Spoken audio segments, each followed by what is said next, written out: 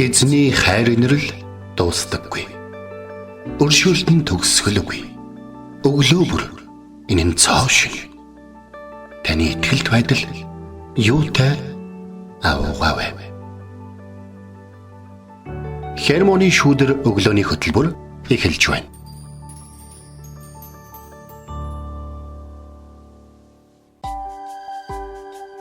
Шинэ 7 өдрийн мэнд. Итгэл радиогийн эфирээс Хермоны шүүдэр өглөөний хөтөлбөрийнхөө эхэлж байна. Эфирт пастор Сайна болон хөтлөгч Бэлгэнээр ажиллаж байна. Сонсогчдаа сайхан амарсан уу? Нарлаг сайхан өглөөний мэндийг хүргье. Өнөөдөр 2025 оны 5 сарын 5-ны даваа гараг байна. Тэгээд гадаа 15-ын хэмээн дулаахан өдөр болох нэ. Тэгэхээр өглөө би утсан дээр их сонирхол хараад. За. 25 оны 5 сарын 5-ны өдөр 50 настай хүн сэрж байгаа байхгүй. Хамгийн гол нь инээдтэй нөхөр 5 цаг 40 минутанд сэрж байгаа байхгүй. Тэгээд ингээд зарим хүмүүс нэг юм тоомоо янз бүрийн юмд ачаалбагтал өгдөг штэ тий. Гэхдээ өнөө өглөө ингээд маш эрт гоё үүр цагаад маш гайхалтай цэлмэг тэнгэрийг хараад би өнөөдөр гоё өдөр болох нь дээ гэж бодсон. Эзэн бас миний энэ хөөслийг ивэж өнөөдөр биднэрт гоё өдрийг бэлэглэнэ гэдэгт итгэлтэй байгаа. Тэгэлгүй яах вэ? Тэгээд эзэн бурхан үргэлж бидэнтэй хамт байдаг. Тэгээд түүний хамт байгааг бид нэр олон зүйлээр бас мэдэрч болно шүү дээ. Тэгээд та яг хэсэг зогсоод анзаараад бурхан таны амьдралд юу хийж байгааг анзаараад та хараарай. Тэг мөн эзэн таныг зөвийн замаар хөтлөхийн тулд таашаа чиглүүлэхийг мэдхийн тулд та өдөр бүр Библийг уншдаг байгаарай. Тэгээд яг одоо бас самаа пастрын маань урд Библи дэлгээтэй байна. Үг хуваалцахад бас бэлдсэн байна. Тэгээд Библи унших нь өөр ямар нэгэн номыг уншихаас бүр тис өөр зүйл байдаг. Учир нь Бурхны бодол санааг цаасан дээр буулгасан өөр ном гэж үгүй юм аа.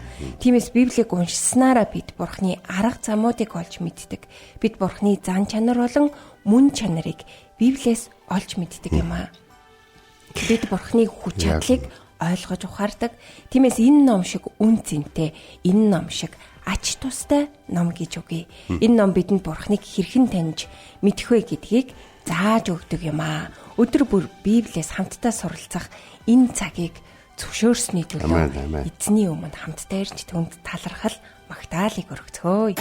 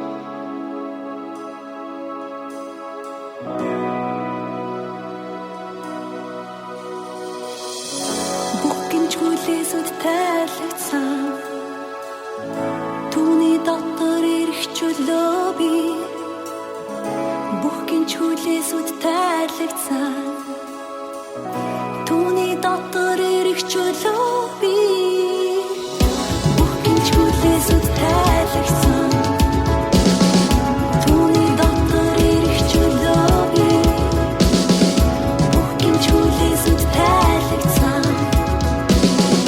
түүний дотор ирэх чөлөө би бүхкин чөлөөсөд тайлагцсан түүний дотор ирэх чөлөө би бүхкин чөлөөсөд тайлагцсан түүний дотор ирэх чөлөө би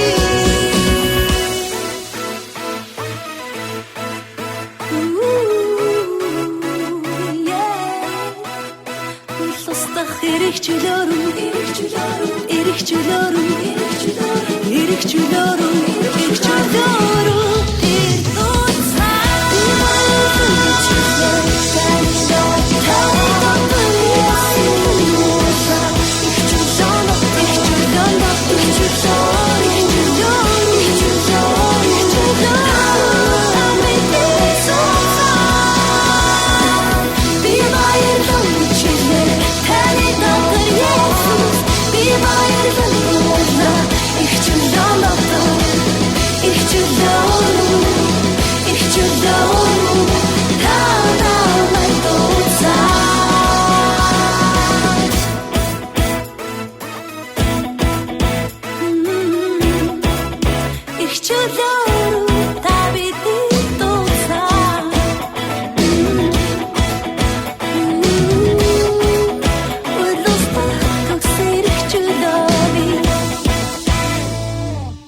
Өглөө бүр хайр инэрлээ надад сонсгооч. Танд л би итгэдэг үлээ. Явах замыг минь надад зааж өгөөч. Танд л би сэтгэлээ өргөн байна. Дуулал 143-ийн 8.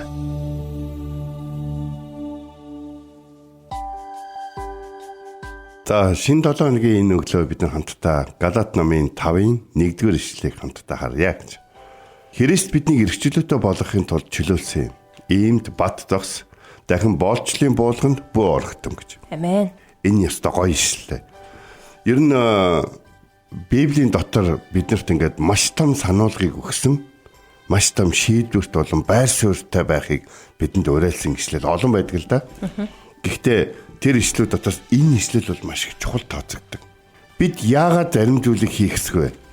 Яагаад гэвэл биднэрт Бурхны уриалга байгаа, Бурхны тушаал байгаа, Бурхны урам зориг болон Бурхан бидний ард талд зогсож өгнө гэсэн амлалтууд нь байгаа. Тийм учраас бид нар яах ёстой байдаг вэ? Яах ёстой байдаг вэ гэхээр эрхчлөө Бурхан бидэнд юу өгсөн бэ гэдгийг ерөөсөө мартаж болохгүй. Нэгдүгээр Бурхан бидэнд эрхчлөө өгсөн байхгүй. Амен. Эрхчлөө нь юуны эрхчлөө юм гэхээр бид өөрсдийгөө буруутгасан. Бид өөрсдийгөө шүүсэн. Бид өөрсдийгөө хардаж сэрдсэн. Бид өөрсдийгөө одоо юу гэдэг нь те хин нэгэнд таалагдах тийм хүлээсэнд байлгаж ирсэн байхгүй. Нэгдүгээрт бид өөрсдийгөө буруутгасан гэдэг дээр ярил л да. Бид өөрсдийгөө юун дээр буруутгаад байсан? Бид амьдралаа тохиолдсон зүйлүүдэд өөрсдийнхөө буруу гэж өөрсдийгөө маш их буруутгадаг гэсэн. Надаас боллоо. Энэ надаас боллоо эсвэл тэрнээс боллоо гэж. Гэтэл өнөөдөр надаас боллоо тэрнээс боллоо гэдэг нь ихэвчлэн боллоо гэдэг чинь болоод өнгөрсөн үйл явдал дээр ээжэдэл болж байгаа үйл явдлуудыг анхаарч чадхаа байгаад болоод өнгөрсөн үйл явдал дээр буруутхан амьдарч ирсэн. Хоёрдоос бид сэрдэж ирсэн. Сэржээсний үсэг гэхээр надад хүмүүс муу байна. Надад хүмүүс одоо юу гэдгийг сайн хандахгүй байна. Эсвэл намайг хүмүүс одоо байлаад байна. Одоо намайг унгаах гээд байна, бүдрээх гээд байна, нүх ухаад байна, надад хавх тавиад байна, тэ надад өөрхөлдөд байна. Намайг ирнэ хүмүүс унгаах гээд байна. Тэгээд энэний эсрэг энээс болж үүсдэг нэг зүйл нь вэхээр би чухал юм байна, би гоё зөв юм хийж байгаа юм байна. Тийм учраас намайг хүмүүс зогсоох гээд байгаа юм байна гэж. Тэгэхээр энэ сэрдэж байгаа. За тэгээд дараад нь бол бид нар бол хоёр зүйл бол байгаа. Тэр хоёр зүйлүүд хамгийн гол зүйл тэгэхээр бидний амьдралд бид нар өөрсдийнхээ талаар боддог бодлоод нь байгаа байхгүй. Тэгэхээр бид нар энэ зүйлүүд рүү сэдв хазаагаас өмнө нэг зүйлийг хэлмээр байгаа. Паул Галаатыханд ямар байсан бэ гэдэг. Паулыг сайн мэдээ тараах үед Галаатынхан бараг л нүдөө ухаад өгөх шахсан гинэ. Ийм юм сонсоогүй шүү дээ. Ийм үү? Тийм үү? Яг нэг юм Паул нэг газар очиод маш их юм амжилттайгаар одоо шинийг таниулж байгаа сүлжээний хүн шиг байсан гэдээ яг хэлж ил та. Ийм юм бас байсан уу те? Мөнгө оруулах, хөрөнгө оруулах те. Би өстө байнгын худалдагч авахч болоо. Би бас дагалдагчдыг би болно. Би өөрийгөө дагагчдыг би болгоно те. Би одоо доороо хүн илсүүлнэ гэдэг шиг өстө. Галаатынхан бол өстө үнэхээр бүр ингээд бүр өстө цотхон орж ирсэн ээ. Маш богино хугацааны дараа тэд ингээд Христийн эсрэг болчихсон. Үгүйсгчихсэн те, мартчихсан явж ирсэн. Тийм учраас Паул Галаатынхан захиа хийсэн.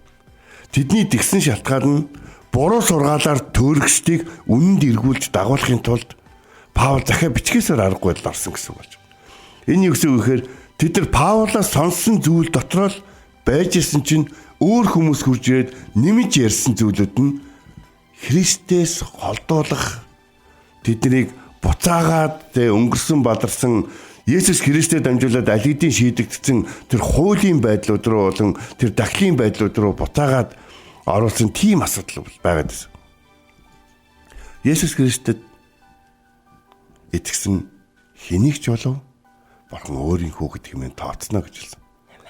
Бурхан өөрийнхөө хүүхдийг боол болгож байгаа юм биш ээ. Ирч боол дотор байлгадаг бол ирчлөөний тухай Бурхан ярихгүй. Хэрэв Бурхан хин нэгнийг одоо ямар нэгэн боолгон дотор байхад нь түүнээс нь чөлөөлж чадахгүй бол аврагчийн тухай Бурхан ярихгүй. Хэрэв хин нэгэнд таашдаа яаж амьдрах вэ гэдгээр зөвлөгөө, чиглүүлэг, удирдамж бас өөрөө тэр бүхнийг одоо хийж явахт нь хүч чадал нэмж өгөхгүй юм бол тэр аварсан хүнийхээ Бурханыг нойж чадахгүй. Өөрийнх нь одоо бичээсийг уншиж байгаа хүнд зөвлөмж өгч чадахгүй гэсэн утгатай. Тийм учраас сайн мэдээ бол өөрөө хүч гэдэг үг Ром 1:16 дээрдэг. Сайн мэдээ бол аврах чадaltaй хүч байгаад. Тэгэхээр Паул бол еврей бус хүмүүст хүрэх дуудлага хүний эрх мэдлээс бол Бурханаас авсан гэдгийг бол энэ Галаатын номын дээр бол би шууд хэлж байгаа. Би хүмүүсээс авсан юм биш ээ. Хүмүүсээс ч бас хүнээс ч бас харин Есүс Христээр дамжуулан үхэгчдээс амьдуулсан Бурхан эцгээр би илж болсон байхгүй юу гэж. Тэгэхээр би Есүсийн дагдаг шиг ярьдаг Петр, Иохан, одоо Яаков болон бусадтай намт ингээд болцож байгаад би эднээс юугаар дутах ингээд өөрийгөө шахаа шаардаад сургууль соёл төгсөөд тэгээд өөрийгөө хөгжүүлээд ингээд 13 дахь чимшиг 14 дахь чимшиг дагалдагч илч болох гэж би өөрийг хичээж зүтгэсэн биш. Харин ч би тэднийг байхгүй болох гэж явж итэл Бурхан намайг өөрөө сонгож аваад хүмүүс намайг хүлээн зөвшөөрөхгүй байхад хин нэг намайг хүлээж аваагүй байхад Есүс Христ өөрөө намайг илч болгосон юм аа. Та нар ч одоо дөнгөж саяханд надад баг нүдөө өгөх гээдсэн тэр гайхалтай сайн мэдээ хүлээн авалт чи яагаад одоо гэ миний эсрэг ийм болчихоо.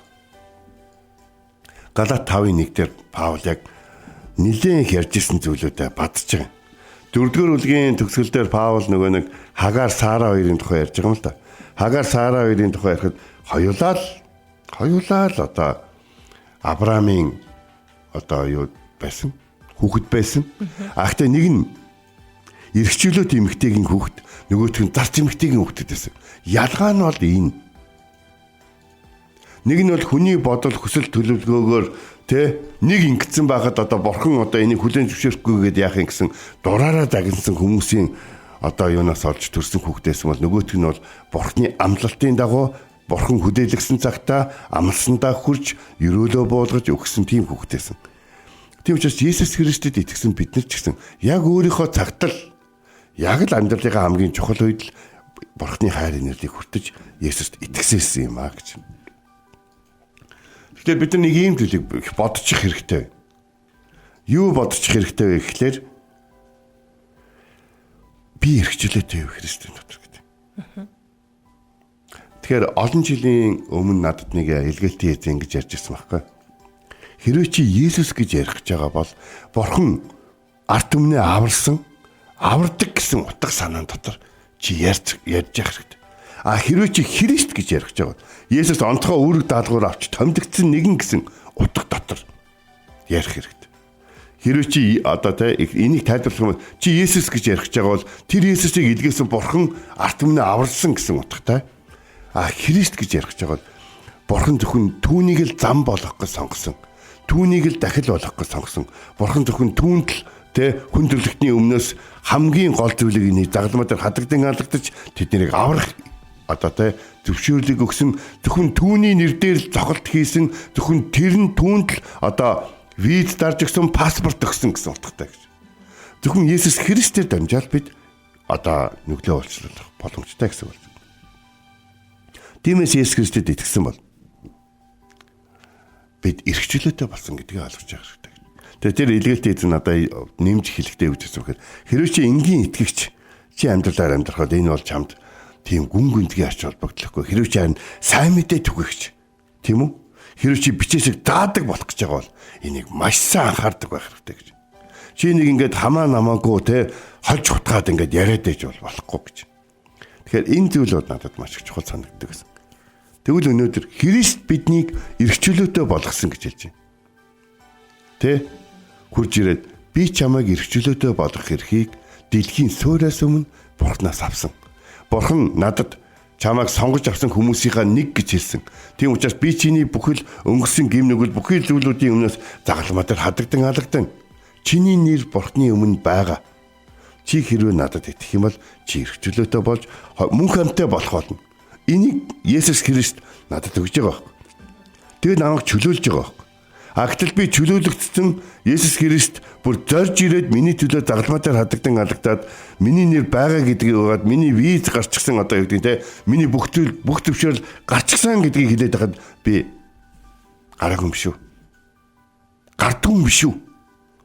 Хүмүүс их гардгүй юм байлаа штэ гэдэг нөгөө солонгосын виз яриад байдаг хүмүүс шиг яриад байгаа мал бүтггүй байхгүй. Миний тэр хүнийг гараагүй юм байлаа шүү. Энэ хүнийг гараагүй юм байлаа шүү. Энийх ингээ бүтээгүй юм байлаа гэж байгаа. Таныг бүтцэн гэж хэлж байгаа, таныг аварцсан гэж хэлж байгаа, таныг эрх чөлөөтэй болгоцсон гэж хэлж байгаа. Эзэн Есүс Христос та өнөөдөр төр сэтгэлээ бүрэн өгөөрэй гэж. Галат 5:1-д бид хид хідэн юм гоё үг хаа. Бид Христ эрх чөлөөлөлт бат суурьтай зогсох урд нь боол байсан. Харин одоо бити боол бол гэх мэтчлэн утгуудаас энэ үг бүрддэг. Маш гайхалтай үг. Эдгээр өгсөн зөвхөн галаачуудын тухай ш. Бидний тухай. Христэд итгэхээс өмнө бидний төлөө загалмаа дээр хадагдан алгацсан нэгэн байдгийг гэдгийг мэдхээс өмнө бид хичнээн эрх чөлөөтэй болсон ч гэсэн бидний эсрэг дайсан байгаа хүмүүс мэдээгүй бидний гонигтай болгодог зүйлстэй амьдарч ирсэн. Харин одоо хүмүүс мэдсэн ч гэсэн бид гонигтай болохгүй уучлагдсан амьдралаар амьдарч байгаа нь эрх чөлөө биш гэж юу. Тэгэхээр өнөөдөр бүгдээрээ хамтдаа баттцгаая. Баттай зогсцгаая. Бат зогс. Буулган бүү ор гэдэг хоёр үгийг санацгаая. Энэ зөвхөн Христэд итгэдэг хүмүүст хамаатай өгөөч юу. Хэрвээ та итгээгүй бол өнөөдөр уриалъя. Итгэсэн дөрвөлгээ болоод өнөөдөр Есүс Христийг хүлээж аваар. Бид боочлоос эрх чөлөөгүй байдлаас өөрсдөө бослог гаргаад юм уу тэмцээд юм уу те эсвэл одоо юудгийн лайв майв хийгээд олон лайк майк цуглуулад аврахдаггүй байхгүй. Харин Бурхан Есүс Христэд биднийг боол олж ирсэн бүхий л учир шалтгаануудыг дохиж бидний хийсэн бүхэл гим нүглүүдийн төлөөсийг дохиж өрийг догчээж түүнд итгэсний дараа бид харин эрх чөлөөтэй болж байгаа. Ром 1:8-ыг уншаад энэ өглөө бүгдээр хамт эзний өмнө очие. Эдгээр Христ Есүс дотор байгаа хүмүүст ямар ч ял гэж байхгүй. Учир нь Христ Есүс доторх амийн сүнсний хууль нь чамайг нүглийн хуулиас чөлөөлсөн юм а гэж хэлсэн. Гахалтайгаад. Паул бол энд тухайн үедээ бол Ромын эзэнт гүрэнд хүн болгоны мөрөөдлийн боломжтой эрх чөлөөтэй амьдралаар амьдарч байгаа Есүст итгэсэн хүн байхгүй юу? Тэгээд тэр энэ дэлхийн тэр хүмүүсийн мөрөөддөг тэр эрх чөлөөтэй бүх газар чөлөөтэй явдаг тэр иргэний тэр эрх чөлөөнд бүрдсэн язгууртан одоо тэг боломжтой карьертай тэр залуу Есүст итгэснийхаа дараа тэр бүхнийгаа хог гэж тооцоод дахин тэр бүхнийгээ харахтаа энэ бол буулга байна. Харин Христэд итгэх нь эрх чөлөө байна гэдгийг хэлсэн байгаа байхгүй. Тиймээс Есүс бол бат зуур учраас түүн дээр зогс. Түүн дээр та эрх чөлөөтэй байх болно гэж. Амен. Тэгээд энэ цагт та өөрийнхөө зүрх сэтгэлийг нэгтэлж хараач. Та альва нэг буулганд орсон ямар нэг хүлээсэнд хүлэгдсэн явж байгаа юм биш үсттэй. Эзэн таныг аврахаар таныг чөлөөлөхөөр ирсэн юм аа. Таныг ангаж чадсан зүрх сэтгэлийг ундаалахаар ирсэн юм шүү. Тэгээд хашгир нь түүнийг бид дуутахад эзэн бидэнд эрх чөлөөг өгдөг юм аа. Эзний өмнө ирцгээе.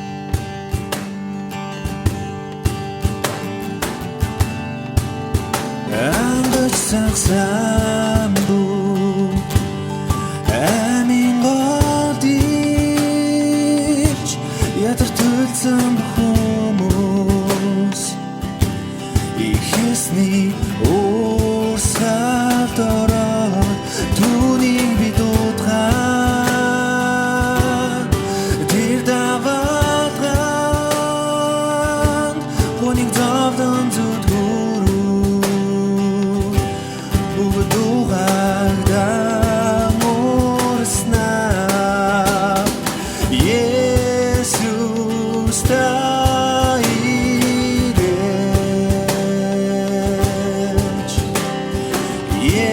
Есүс таирэж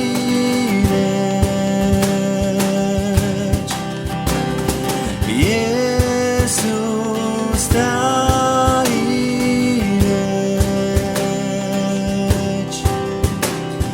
Есүс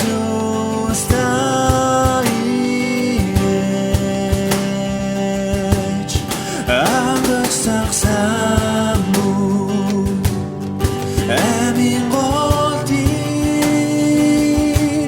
ядартулсан хүмүүс ихсний урсгалдороо түүнийг би дуудах тэр даваатган хүнийг зовдон зүтгэрүү будугаардан урснаа Есүс таирэж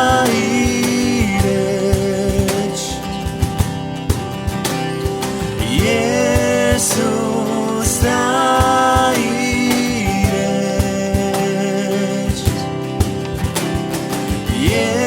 Есүс таирэж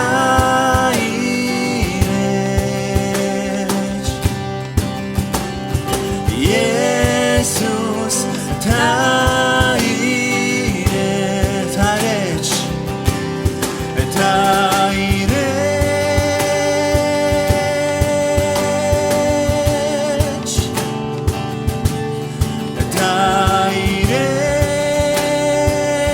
таирэж аширан түүнийг би дуудахад ирэх чөлөөг олно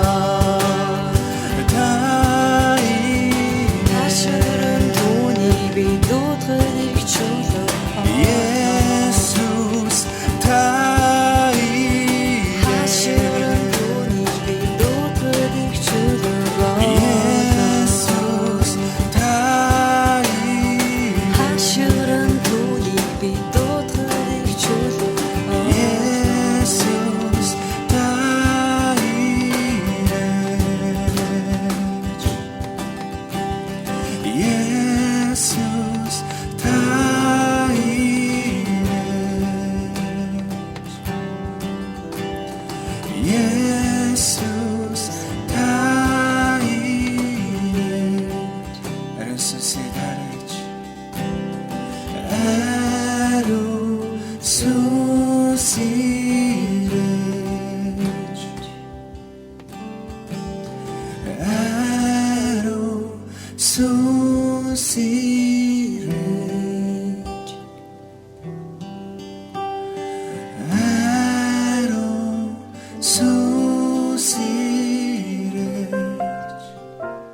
Амен.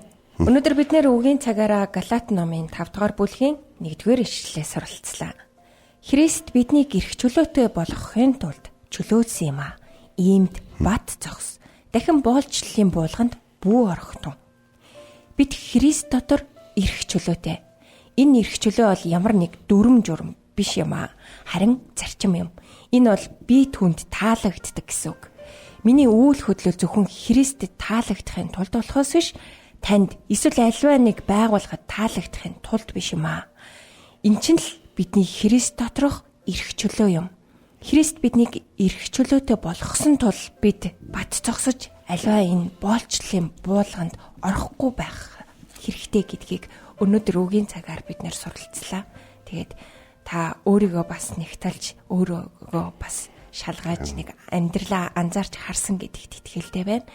Таныг Христ эрх чөлөөтэй болохоор дуудсан юм шүү. Тэгээд эрх чөлөө гэдэг бол түүнд таалагдахын нэр юм шүү гэдгийг мартаарай. Тэгээд энэ цагт мөн эзний өмнө ирцгээе те.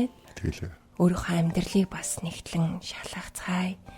Тэгээд эзэн биднийг чөлөөсөөр хахад та альва нэг буулганд орсон те. Хүлээстэй хിവэрэ яваад байгаа юм шүү дээ. Тэгээд аль хэдийн таслагдсан хүлээс тэр торноос таныг салгачаад байхаа та яг л тэр хүлээстэй мэд тэр торнд байгаа мэд амьдралаар амьдарж байгаа юм шүү дээ. Тэгээд эзэнд талархъя, эзнийг таах шигарн дуудаарай. Тэр танд эрх чөлөө өгөх болно шүү. Эзний өмнө ирцгээе.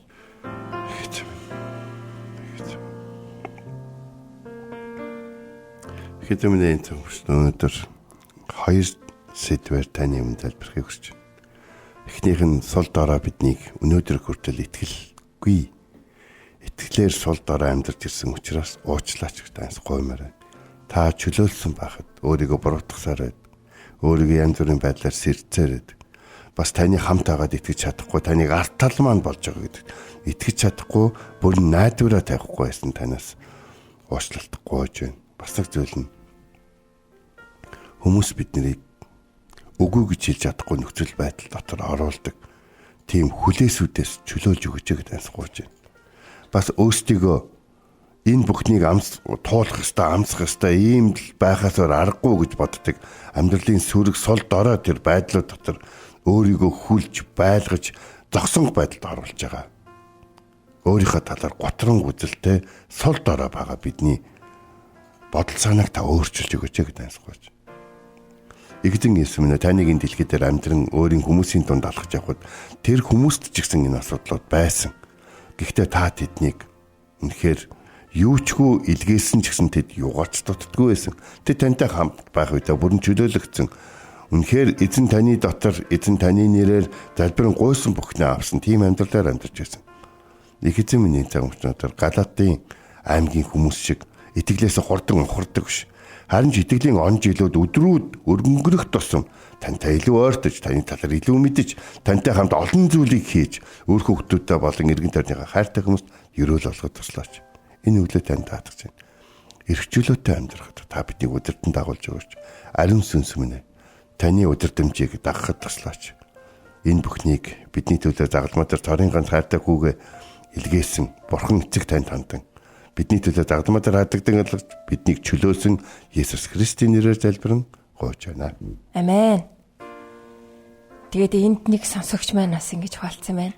Өнөөдрийн үгийн цаг надад зориулагдсан юм шиг санагдаж байна. Би хэдийгээр Бурхантай хамт алхахыг хүсдэгч заримдаа боолчлын буулганд байдаг шүү. Тиймээс одооноос эхлээд Бурхантай хамт бат зогсохыг хичээе. Амен гэсэн байна. Тэгээд олон сонсогчд бас энэ мэдрэмжийг авж байгаах. Тэгээд эзэн тантай хамт байгаа шүү. Эзэн танд эрх чөлөө өгсөн юм аа. Тэгээд түүнд талархлыг өргөсөн амьдралаар амьдраарай. Энд хүрээд хермоны шүдэр өглөөний хөтөлбөр өндөрлөж байна. Бидэнтэй хамт байсан сонсогч танд баярлалаа. Эзэн таныг харж хандах болтугай.